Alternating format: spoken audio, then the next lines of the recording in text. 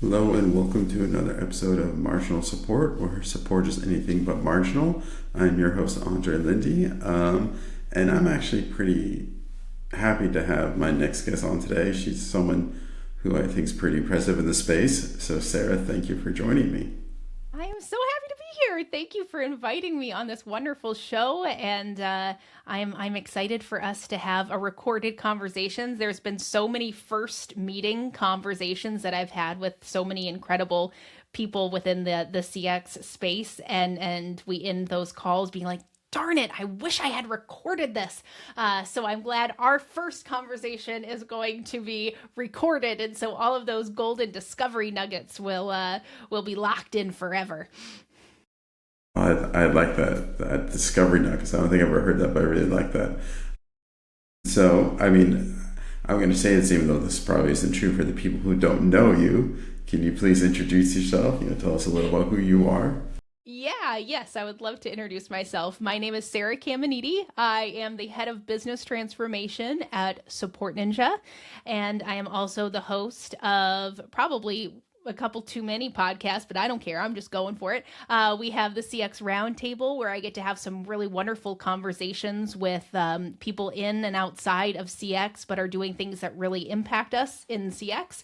And then I also am the host of the Career Strategist, where we kind of dissect what it means to be strategic in your career and dig into those often, I don't know the best way to describe those things that we feel like we're not allowed to talk about. Well, there we go. I just described it. And I have a newsletter, The Career Strategist, as well, where we explore the concept of space, what it means to take up space, make space, and also career strategy in general. And yeah, you probably have seen me flooding your LinkedIn feeds, whether you opted in or not. But I'm excited to be here, and I'm excited to dig into what we're going to be digging into.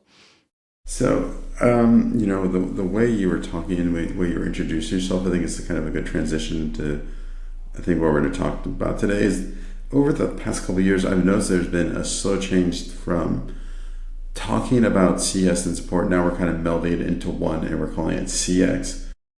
What do you think has driven that transformation in the way that we are changing what we call the industry that we're all in? I think that is such an awesome place to start. And it's not something that's been discussed, at least in rooms that I've been invited to. And honestly, I think that when I first started in the tech space in the remote startup world, um, support roles were named anything and everything. I was a happiness specialist, and so we start to kind of see this trend of we don't really know how to define what this role actually is, and it kind of has evolved over time from there. And when customer success came into the world, it's not like this has been around forever. It's still sometimes a struggle to define what it is. Each company has their own use for customer success, just how each company kind of has their own understanding of what support means to them. And when you think of customer experience, I love that things are kind of getting that broader term, because customer experience is a term that is connected to every single piece of a business. You can't pinpoint exactly what area customer experience is going to blow up in or be important in, because customer experience is part of the sales process. Customer experience has to be acknowledged in the marketing campaigns. Customer experience definitely is necessary within product.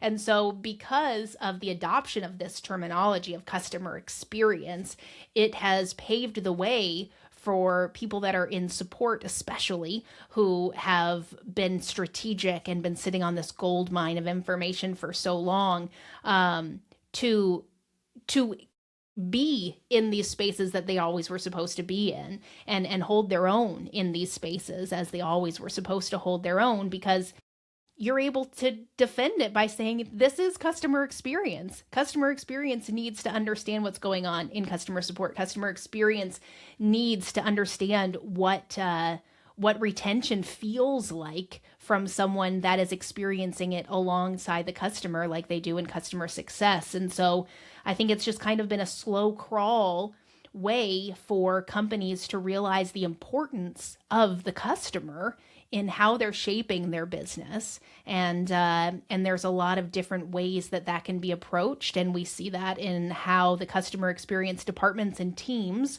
are staffed and what their job descriptions are and what their purpose is within those companies. That's a great answer. You gave a lot of information there.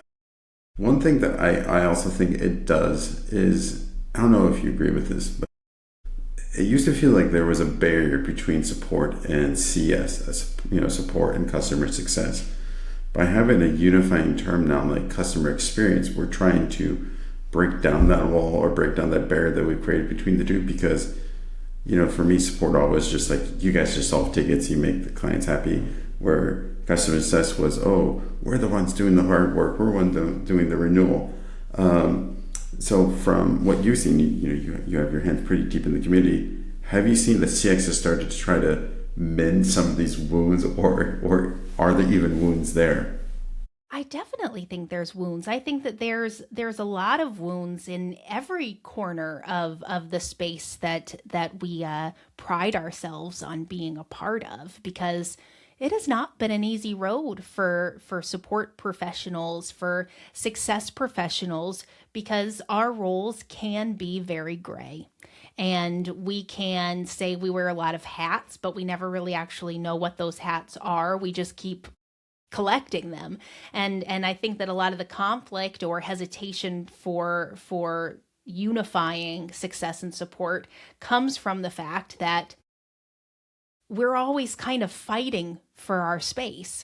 And then success came in and they were getting a lot of attention. Their salaries were way more than what we were seeing in support. And their roles weren't really defined. They were still kind of figuring their stuff out. And some of that would probably bleed into a lot of the things that support was doing, a lot of those hats that we have collected that we couldn't really put our finger on what it actually was called. And when it comes to survival, when we're feeling threatened or when there's ambiguity, similar to power dynamics, what I've seen is you hoard what you can control.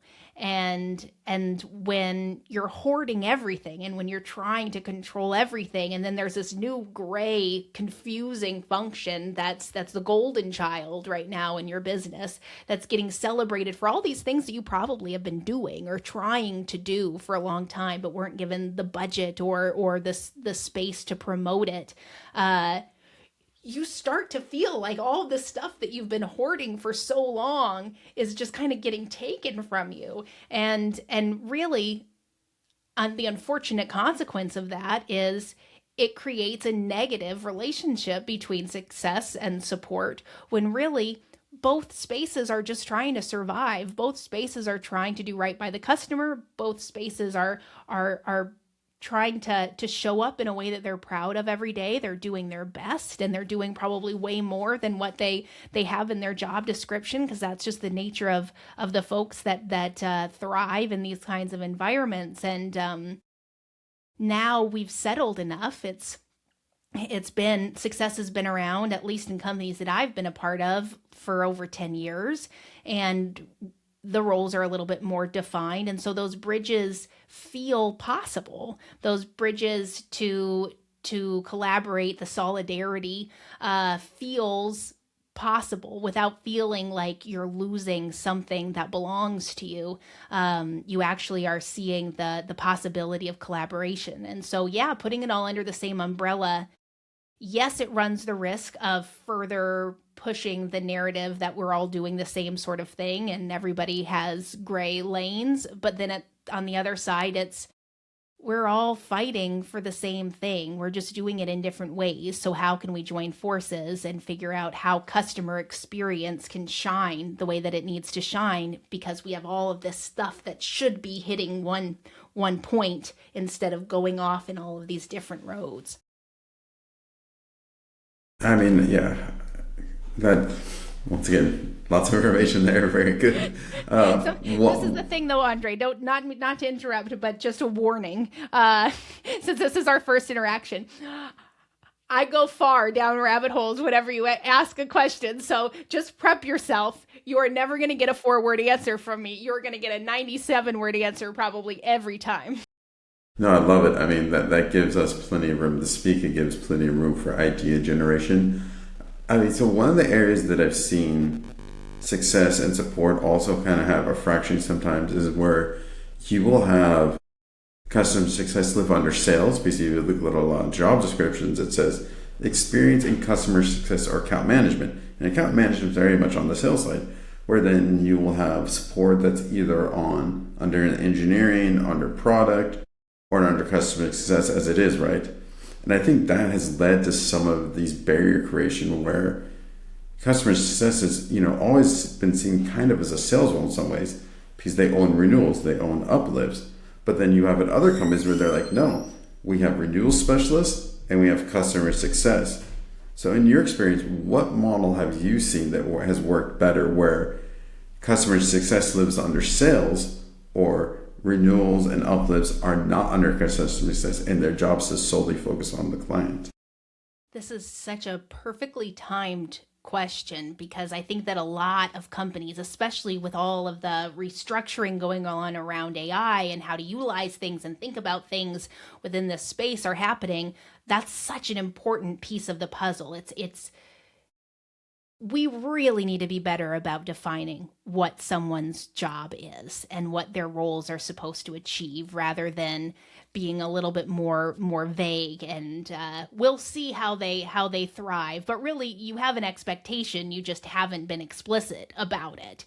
And when it comes to where customer success or where support should sit, I am a firm believer that we need our own pillar because we do touch everything. And if we are connected to one specific space, then we're going to be siloed into that specific space, and it's going to be a lot harder to have those collaborative conversations with the other departments because you are seen as being a, a, a person from that one specific department that you are from, because that is true.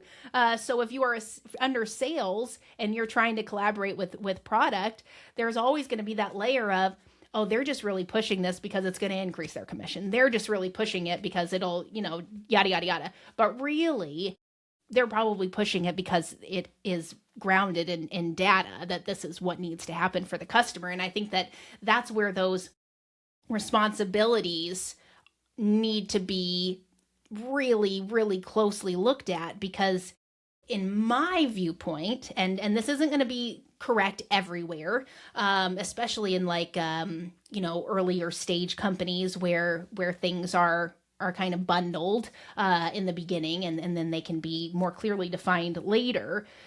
But I think that customer success has such an opportunity to be a partner. And if you are a partner, you cannot be trying to upsell all the time.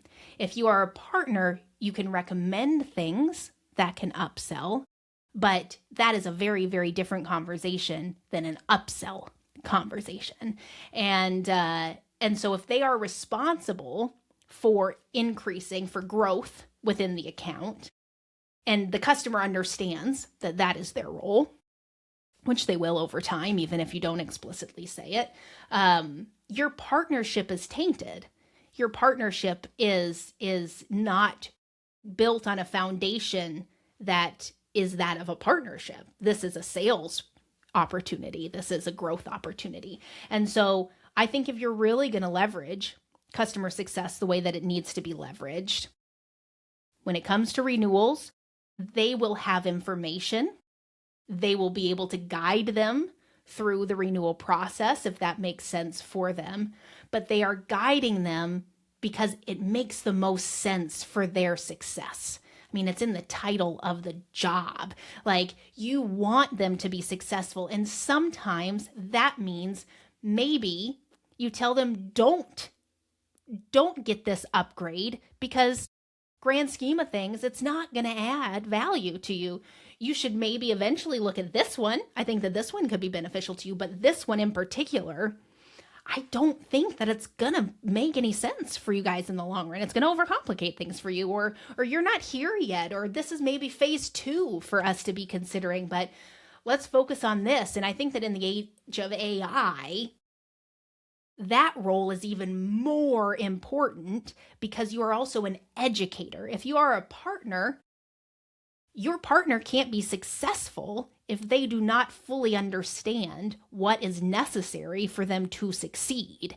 And if you are their partner in success and you are trying to like introduce an AI concept for them, then you need to be having very, very deep conversations about what good looks like when it comes to AI implementation.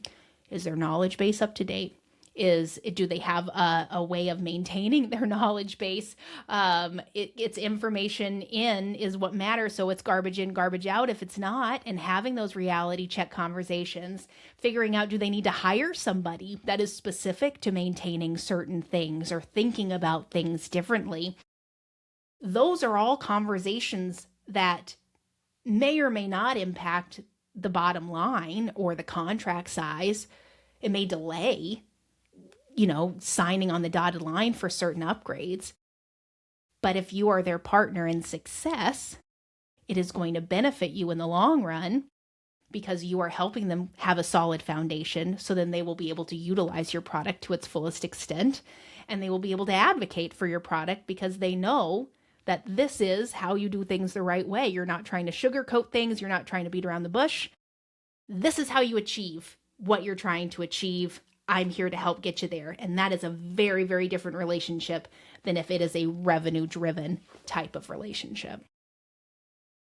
So a couple things come to mind from that answer. One, I think you're really making the case then that we do need a CCO, a Chief Customer Officer. Very few companies have those.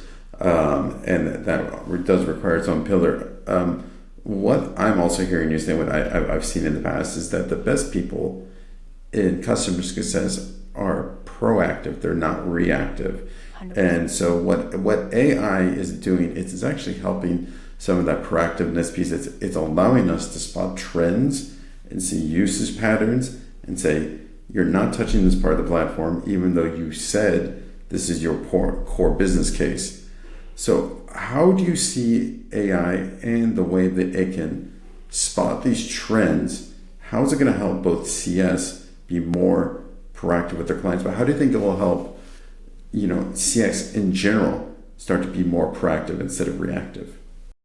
Well, I think because then the focus shifts from fires everywhere to data.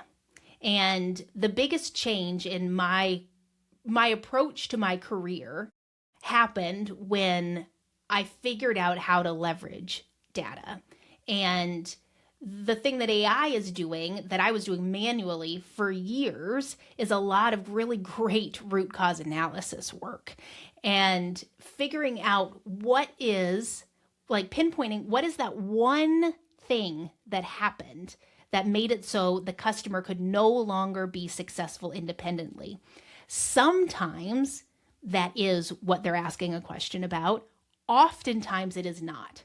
Oftentimes you find out 7 threads later what's actually going on here. And the fact that it took 7 threads to figure out what that root cause was tells you that this is a much messier web to figure out what's the source of this problem than probably meets the eye. And if you're constantly in firefighting mode, you solve the ticket, you move on to the next ticket. It just leaves your brain and you move on to the next thing because that is what you do when you are in that reactive space. And so being able to look at the causes of these problems is such a game changer. And I think that that's what's going to be the future of a lot of these roles within CX, whether it is success or whether it is support, because of the trend analysis capabilities. You're not necessarily laser focusing on two customers and monitoring their usage all the time, but you're noticing, okay, these customers are in e-commerce. They are both from a medium-sized business. They are both in the same stage of growth. And they are like half of them have experienced this bump in the road when they hit this point.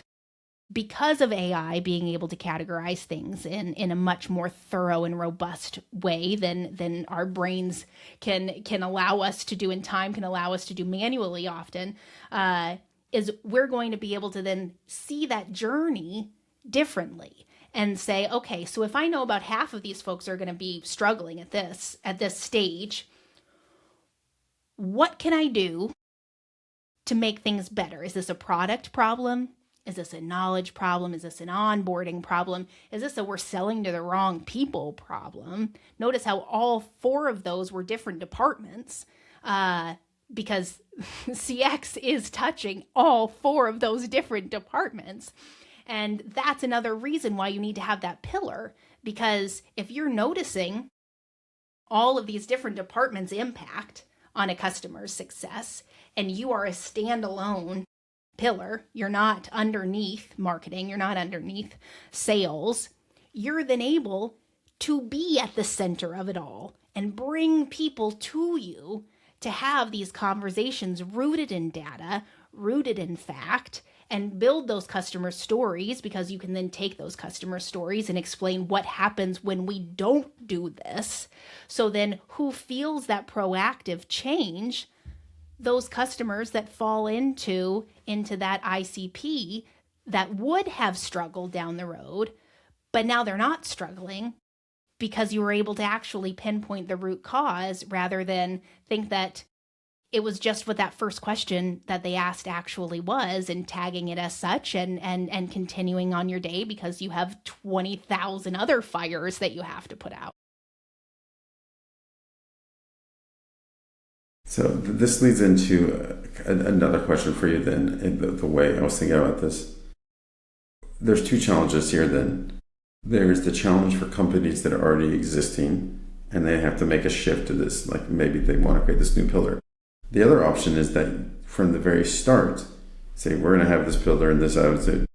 What would be your strategy for both cases? One, if you're going to do the strategy from the start, you're going to do this own pillar by itself from the start. And two, go into a company and making the case that CX needs to be its own pillar.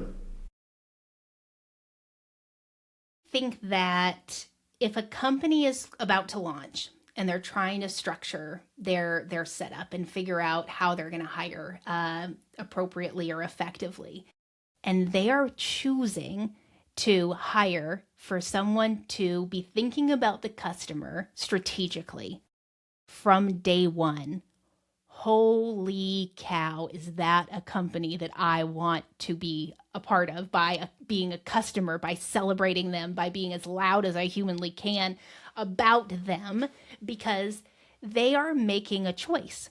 They are making a choice that, even though it doesn't make sense in the way most companies build out their structures from the beginning, they want to build a foundation rooted in the customer's experience. And you can't do that unless you hire a strategic person whose career has been laser focused on the customer experience to do that. And the coolest part about right now is we are surrounded by veterans of folks who started in this new world of tech support, which is so different than retail support and then call center support in many ways. Also, it's very similar in many ways as well, but the startup space, the scaling company support has such an impact on a company's success, especially when they're really small, because you are usually the only people that they're really interacting with in that company. And so you are proving the fact that that company values their customers enough to employ these people to support them. And that's very different than when you're in a call center with 10,000 reps that are all working with different customers. And so that's a really, really awesome marketing opportunity, sales pitch opportunity, all of these opportunities if you're taking that stance from the very beginning. If you are a company that's existing and you're trying to figure out where the heck CX is supposed to sit, pause for a second, take a look at the leadership that exists within your CX space.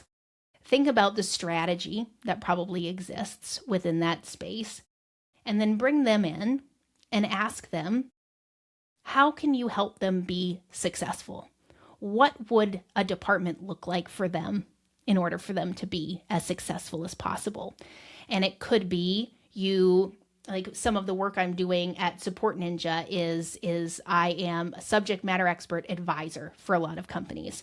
So maybe you're not at a stage where you can even afford a C-level executive within the CX space to have its own pillar, but maybe it's kind of adjacent with the CEO and there's a different kind of hierarchy of things until you're financially able to do it. But you have a partnership with like an outsourcing company like Support Ninja where you can have somebody that you trust that is a partner to you to have those strategic conversations, to think big picture, to think about what it can look like. So then you're able to kind of test the waters on what could it be like if we didn't have CX sit under sales? What could it be like if we didn't have CX sit under marketing or whatever else you decide to have them sit under?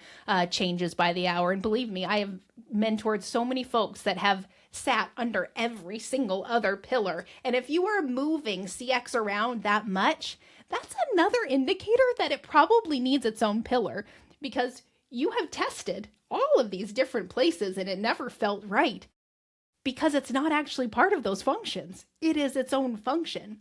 So figure out what your CX specialists, like veterans, these folks that are so talented at what they do, figure out what they need to succeed and start figuring out how you can build momentum towards that through small steps. You don't have to blow everything up to get them to where they need to be successful. Stop trying to force CX to fit into all of these places that deep down, we all know that it's not going to fit. And that's also, every time you're doing that, you're sending a message that, first of all, you don't understand them enough, because if you understood them enough, you would know exactly where they fit and they would be successful in that space. And you also don't value them enough to take the time to think through what these moves are, what it means to have so many different bosses who all have different expectations, who all have different goals and needs because of the pillars that they're under, that are going to totally shift your approach to every single thing. That's bonkers that you would expect the folks that are interacting with your customer, that are proving that you value the customer, you're giving them whiplash every 90 days because you're moving them from department to department. So all of those are great indicators. Maybe you need to pause. Maybe the fix is a little different than what you're used to. And that's because customer experience is a little bit different than what you're used to. And that's a good thing. So one thing you said really just made me think of Office Space, where like, Bob, I report to 5 different people here. I mean, so actually I'm like, well, that's a great Office Space reference right there. But another thing that you touched on that I think we're also seeing right now is the way the most experienced people in CX right now are having to shift and transform themselves also. Because you think about what was CX about 10 years ago. It was, I'm going to be very reactive. I'm going to be great with people. Maybe some of you are going to be technical, right? We are now seeing this shift now where with AI, with the way companies are being formed now, people in the CX space are having to basically uplevel themselves. So what is your feeling for the people that are now in this position where they never had to be technical and now they're having to transform themselves to be more technical? I think that this one can be a little bit of a slippery slope because I'll start by saying to all of the folks that are in CX, you are capable of so much more than you give yourself credit for. And you are so much more skilled than you realize in the work that you do. And you don't need to necessarily be technical in the sense that you learn how to code, that you know how to read code. I have led technical, very, very engineer driven technical support teams. I am one of the least technical human beings on the face of the earth. And so, what I think is really more important is figuring out what good looks like to you as an individual, but also for support to be successful, for CX to function in a successful way.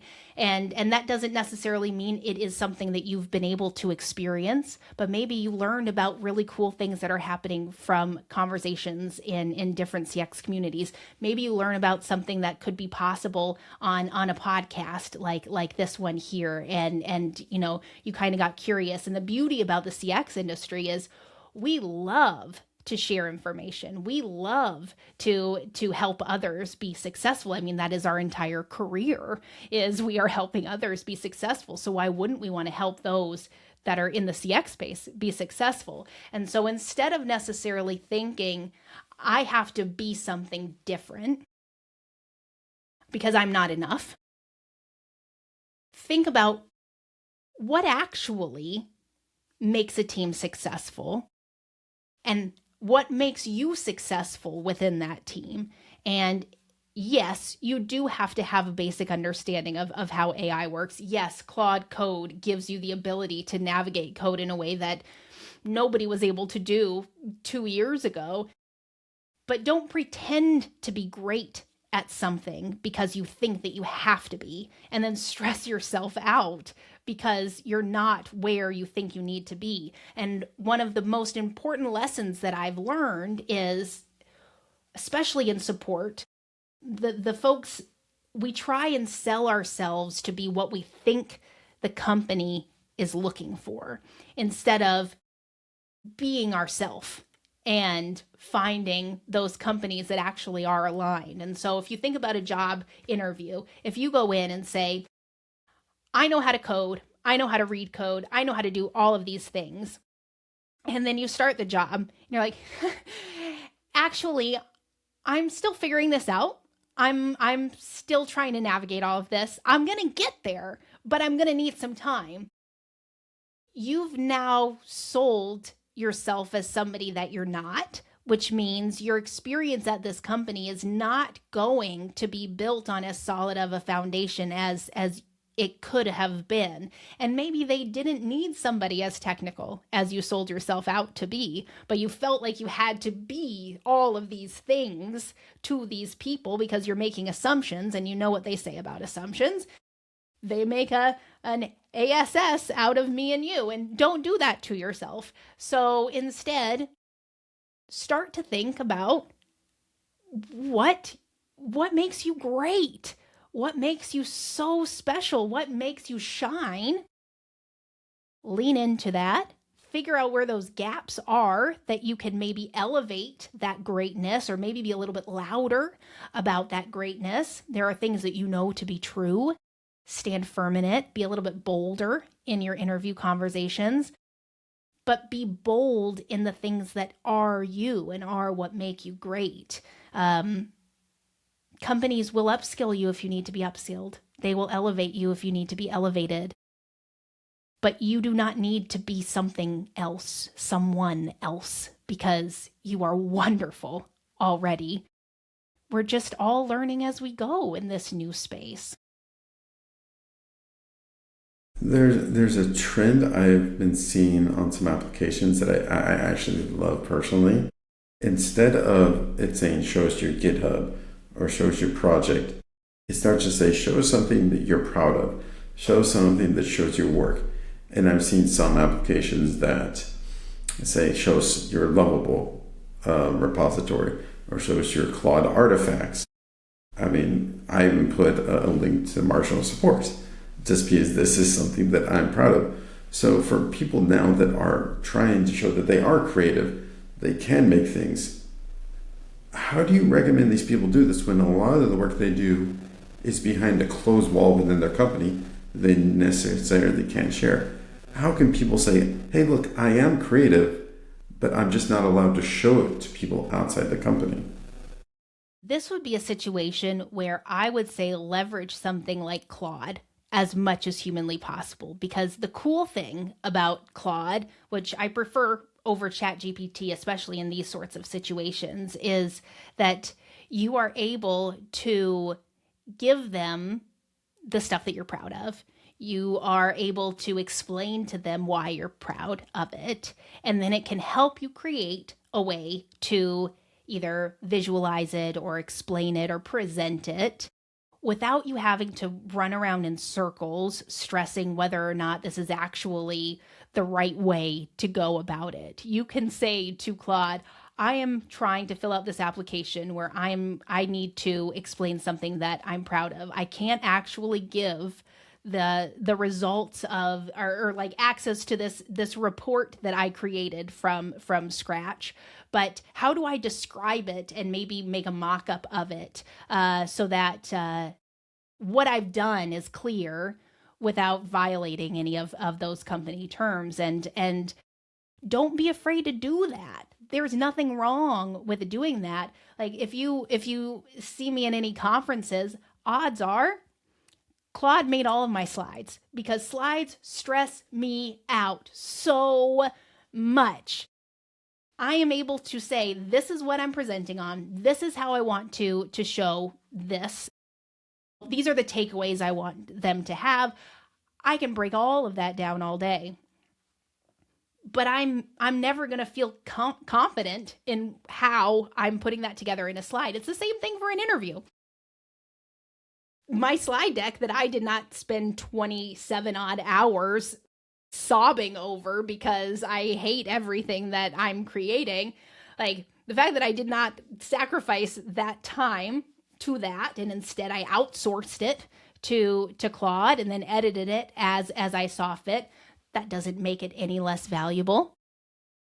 Just because it's not the exact thing that you built, just because you're leveraging an AI tool to help you put it all together and celebrate you in the way you deserve to be celebrated and seen, that doesn't mean that you're taking the easy way out. You did the hard work. You just have to figure out how to express it in different areas outside of your actual company sometimes. So that actually hits on something I did recently where I had a whole bunch of numbers at my current job, which is actually technically it supports acquisition supports, but it's basically kind of a sales role in a real estate investment company. But that's besides the point. Let's get back to Claude. So I was taking manual data that was showing where our expenses were at month over month, and the graphs I was making were horrible. They weren't pretty. They weren't nice. They didn't really tell the story I wanted to tell. And then I went to Claude and I created a project. But before I even created that project, I said, Claude, here's what I want this project to do. Give me a prompt to put in that project. So it was almost a meta prompt, if you will. And then I went in and I did a paragraph. It was a huge paragraph that painstakingly explained everything I want these reports to do. I put the data in, and what did Claude do in a project? It made a gorgeous presentation. Everyone loved it. Everyone said, this is amazing. Does this mean that I took a shortcut? Maybe, but you still had to think through, what does the report say?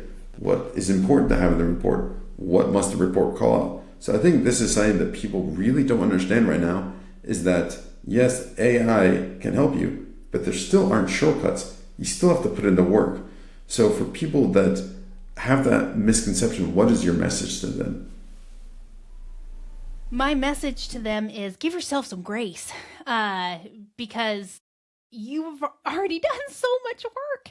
And is it a shortcut or is it just allowing you to do better things that you don't need to be spiraling? Like truly, I have spiraled for hours and days over slides for presentations, and I still hated them. That was impacting the way that I showed up in meetings. That was impacting the way that I showed up on one-on-ones. That was impacting even the way that I was interacting with my kids because I was thinking about it non-stop. I'm now taking that burden off of my shoulders. I'm producing something that I'm proud of.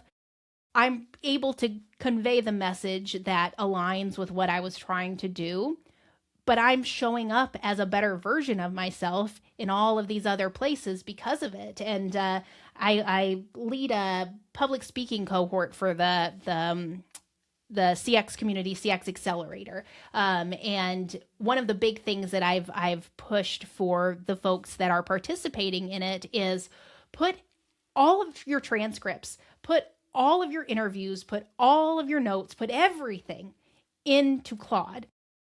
Because now when it's time for me to fill out like a speaker proposal or something, I'm not spending hours thinking, what am I good at talking about? What actually should I be talking about? What are all these things? Instead, I just have a conversation with Claude trying to figure out what is it that I should be pushing for these talks? What is something that actually makes sense for me to build a presentation around? And it's then going through all of that data. It's then creating a proposal that's in my voice because it has so many transcripts and it understands the way that I talk. Like every podcast that I have ever produced, that transcript exists within Claude. It knows all of my thoughts about so many different things that it then reminds me, oh, wow, yeah, you know what? That's actually a really cool thing that I haven't thought about in a little while. This would be an awesome talk. So AI's where it shines is on pattern recognition, on scanning data in an effective way. You have so much data. Leverage that data, leverage AI in the way like that it is made to be leveraged so that it can find things for you. It can identify things about you that you never would have identified on your own. And so as we talked about earlier with like figuring out what good looks like, figuring out how do you shine, where do you thrive? Claude is a really great place to start for that too, because it probably notices things about you that are really incredible, work that you've done that's really, really complex that you didn't even pause and think about was really, really complex. And it'll celebrate that. It'll bring that to your attention so then you can celebrate that in yourself. And it's coming from a non-biased data source. So you really can't imposter syndrome yourself out of that one because it's actually rooted in fact, and you can ask Claude to produce the sources for you. It's funny you mentioned the transcripts and put it in there, then asking Claude for information. I actually do that myself. So I definitely know what you're talking about there. So we are coming up on our time here. And so the way I like to end episodes is I have a saying that I created, but I love to hear what other support leaders think about this. What does this mean to them? So the saying I say at the end of every show is, support isn't just a job, support is a mindset. What does that mean to you? I mean, I agree with it 100%. If you ask my kids what I do for work, they say I help people. And that's it. That's it. And because that is what I do.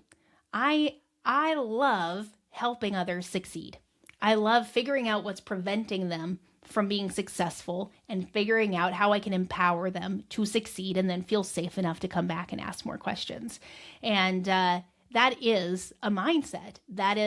That follows me in how I interact with my kids. That follows me in how I engage with people in a grocery store. That follows me anywhere and everywhere because it's just kind of a part of who I am. And that is like the coolest part about the CX industry, about these support veterans, is you don't love support. You don't love this career choice that we have found ourselves in if that mindset was not kind of just ingrained in you, like etched into your soul. Like you're not going to want to be in this chaotic space of stress unless you thrive in this chaotic space of stress. And so it's a mindset, but it is also a personality trait, and that's something to be proud of. You are here for a reason. You're good at what you do for a reason. Well, I couldn't agree more. It's we. I don't want to say we torture ourselves, but we definitely put ourselves through a lot of angst, and then we come back and say, "Yes, more, please." Yes. So Sarah, it was wonderful meeting you for the first time. It's wonderful having you on the show, and just, I hope I will see you again. Yes, thank you so much. This has been great.